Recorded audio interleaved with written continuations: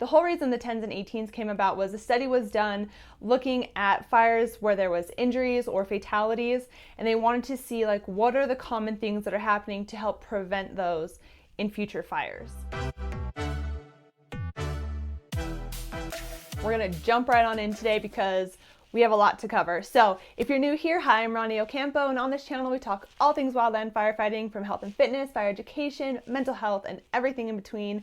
So if you're interested in wildland firefighting, I highly suggest you subscribe. Hit that notification bell so you guys know when I upload, which is on Wednesdays for Wildland Wednesdays. We're finishing up the 10s and 18s series. I did the 10s a couple weeks ago. So if you haven't seen that video yet, I'll link it in the time card after this video so you can hang out with me for a little bit longer and go learn your 10s or at least review them, because you guys know you'll be tested on your 10s and 18s. So let's hop right in to the 18s. Of course, I have my handy dandy note cards. We're not going to do what we did for the 10s.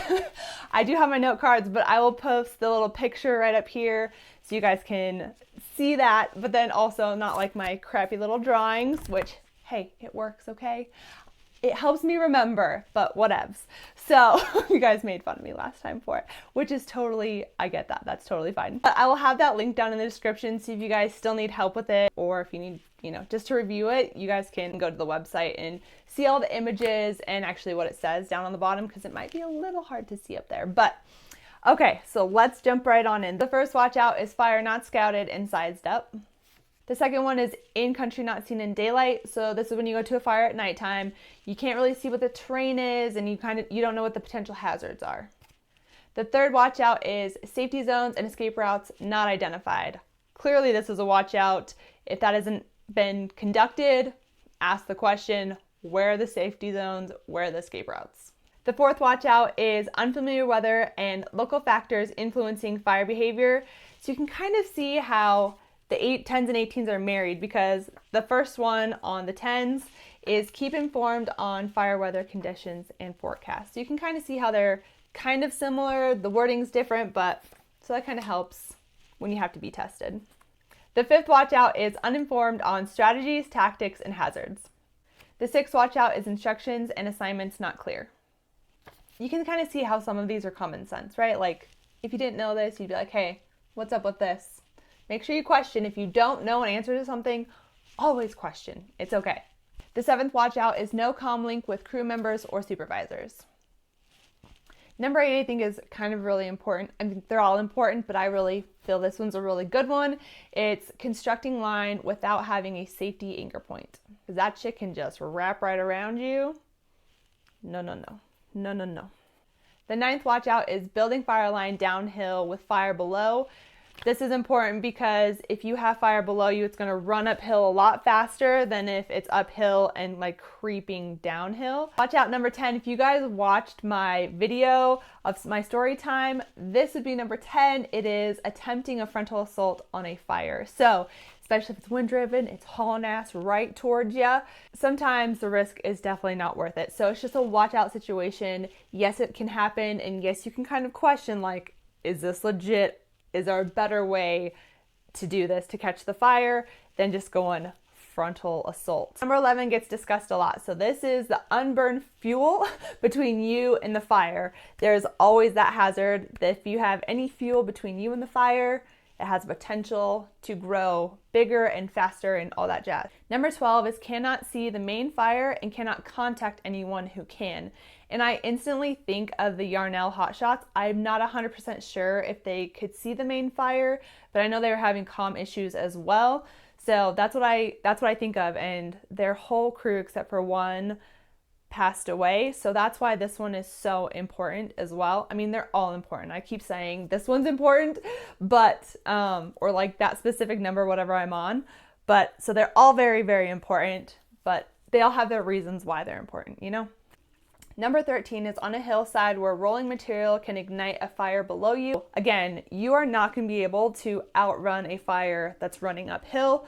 So you can use cup trenches, kind of dig out a side on the hill for any rolling material, say like a pine cone or something like that's going to kind of roll down and ignite something down below you. So that's why it's really important to watch that material, anything that's rolling down, again, because you're not going to be able to outrun an uphill fire. Number 14 is weather is getting hotter and drier. That's why it's important to make sure you're watching the weather, have someone spinning weather. I actually don't know if you guys still spin weather. Let me know. I want to know if that's such like an old school thing, or if you guys just have like your kestrels or, you know, whatever to take the weather. I want to know. Let me know down in the comments if you guys still spin weather. Oh, good times. Okay, anyways, so watch out number 14. Keep an eye on the weather for hotter and drier weather. Number 15 kind of coincides with 14. If the weather is going to get hotter and drier, you definitely want to keep an eye on the winds because it can pick up or change direction. So number 15 is wind increases or changes direction. Number 16 is getting frequent spot fires over your fire line. So this is where that convection column is really stirring up a bunch of those embers and those sparks and spitting them out everywhere. So I will link that video because I have another one talking about fire behavior. So if you're interested in more learning about spot fires and fire behavior, I will link that for you guys. But yes, you really want to watch this because that's a kind of extreme fire behavior. All right, we only have 2 left, so we're almost done. We're on number 17. This is where terrain and fuels make it difficult to escape to your safety zones. This is definitely a watch out. If you only have so many good or safety zones, it's the best that you can do. Make sure everyone on your team can get there, because if you have to go up a hill that not everyone, for whatever reason, can make, maybe you want to reassess and find a different safety zone. But if that's the best that you can find and that's like the only thing, just really make sure that everyone can get there. We made it. If you're still here, thank you. We're at number 18. And if you guys saw my little short, my YouTube short that I did, I kind of explained a little bit. This one is, don't take a nap on the fire line. So, do not take a nap on the fire line. Please learn from me. You never know when a flare-up's going to happen. You never know when the wind is going to just pick up and spark something real quick. So don't get caught napping on the fire line. Do you guys love my smoky? So my mom got this for me. She's like, oh, I saw this. And I thought, oh, you could put this in your little videos. And I was like, yes. It's my very first smoky. I have a shirt and a hat, but my first poster thing, it's metal. And I said, heck yeah, that's gonna go in my very next video. So thanks, Mom. She's the best. Thank you guys so much for being here and wrapping up the 10s and 18s.